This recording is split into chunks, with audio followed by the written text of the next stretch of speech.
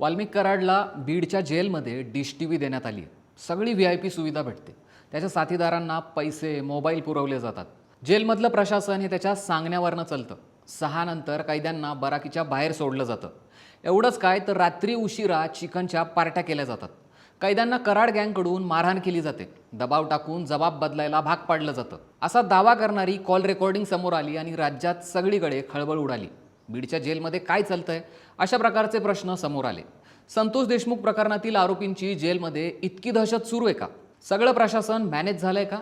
कैद्यांच्या call recordings बाहेर काय येत आहेत? यामागे कुणाचा हात आहे? नेमकं काय घडतंय हेच या व्हिडिओतनं तुम्हाला सांगतो. सरपंच संतोष देशमुख यांच्या हत्या प्रकरणातील मुख्य आरोपी वाल्मिक कराडसह इतर आरोपी बीडच्या कारागृहात कैद आहेत.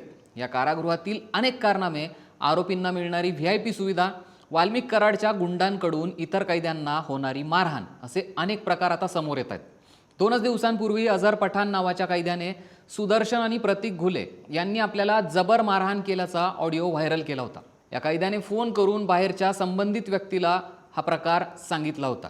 पण या ऑडिओमधल्या दाव्यांनी एकच खळबळ उडाली आणि हे सगळं पाहून दुसऱ्या दिवशी अझर पठाण याने हा ऑडिओ कॉल दबावातून व्हायरल केला होता असा दावा केलाय. वाल्मिक कराडला बदनाम करण्यासाठी आणि मस्साजोग इथल्या सरपंच पदाची निवडणूक असल्यामुळे आपल्याला तो ऑडिओ कॉल कारागृहातला एक कर्मचारी आणि सनी आठवले आणि परभणे आणि दादासाहेब खिंडकर यांच्या निरोपावरून व्हायरल करायला लावला होता असा आरोप करत कैद्याने आता पलटी मारली आहे.